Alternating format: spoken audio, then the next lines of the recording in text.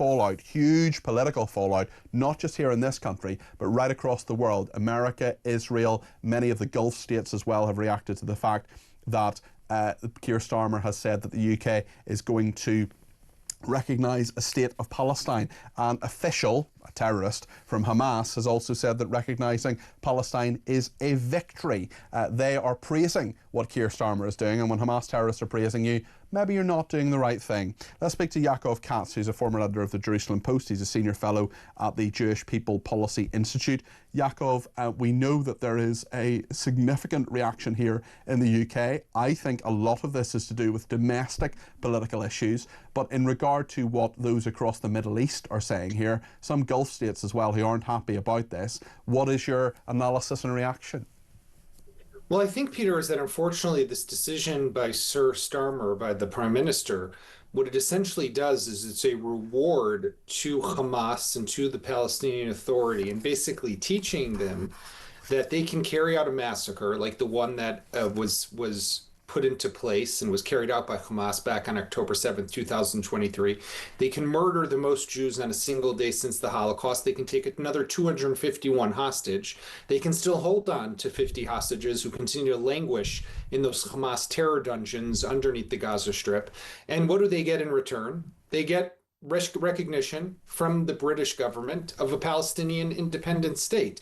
I mean, shouldn't they have to be of a peaceful nature? Shouldn't they have to embrace a culture that does not reward death? Shouldn't they have to change their education system that doesn't hail the martyrs, the so-called martyrs who murder Jews before they get a Palestinian state? So I fear that what Starmer has done is not only is he rewarding terrorism, but he is prolonging the war, because if you're Hamas now, what incentive do you have to end this conflict?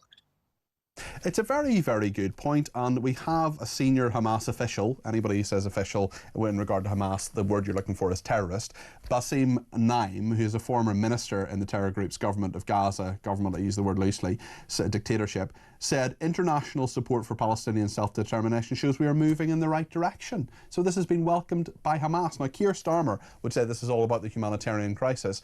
I wonder, and I've been really racking my brains as to how recognition of a Palestinian state helps in any way those people who are dealing with the severe humanitarian crisis in Gaza.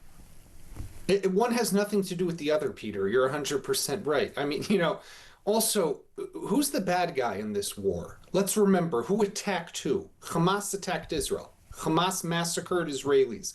Hamas took Israelis hostages. Israel embarked on a war to defend itself and to restore security and to eliminate an Iranian-backed terrorist group that poses a threat to the entire Western world. But what does Starmer do? He threatens Israel, the victim.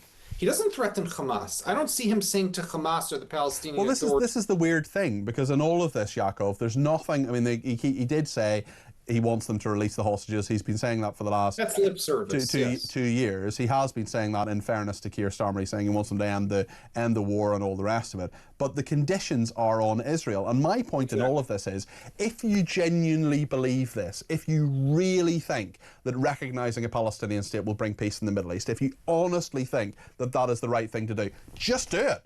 Just do it. Stop trying to cajole Israel with all of this in regard to, what the conditions that probably won't happen between now and September. So he's essentially saying, well, if you do this, then I won't recognise a state of Palestine. And he knows that those conditions that he's putting on them, for example, a commitment on annexation of the West Bank, for example, that is something that Israel is not going to do in a month of Sundays. Therefore, he's going to go ahead with it anyway. If you genuinely believe this stuff, just do it now. Peter, I totally agree with you, and I'll say even more than that. Look, there is a problem here, right? We do need a political horizon. Israel does also, in my opinion, need to articulate an outline. What is the strategic objective, and where are we going with this war, and what is to come next? And we should be working with our allies around the world, and the UK has traditionally been a historic ally of the State of Israel, but this isn't the way you treat your friends. You don't treat a friend who's at war with conditions. I don't think anyone came to the British government during World War II when they were fighting the Nazis during the Blitz and said, listen, you agree to A, B, C, or else. That wasn't the way things were done, and that shouldn't be the way things are done for the State of Israel. We can have a lot of criticism of what's happening in Gaza and the issues with humanitarian aid. And I've been critical of the way that the Israeli government has been managing that situation as well. But let's remember who's to blame, and let's remember who attacked who. Israel has been facing a seven-front war for the last 2 years. We just fought a battle with Iran, eliminating and setting back their nuclear program, which is a favor, not just for Israel, but it's a favor for the entire world. This only brings better reality and a better future for the UK, for the United States, for all of Europe, and of course for the state of Israel, which is why Israel did it. We just had a missile late last night. I got home from dinner with my daughter, and we had to go into the bomb shelter because the Houthis from Yemen had fired another missile towards Israel. So we're looking at a country that is still embattled, still attacked, still under threat. And who does the British government issue conditions and threaten?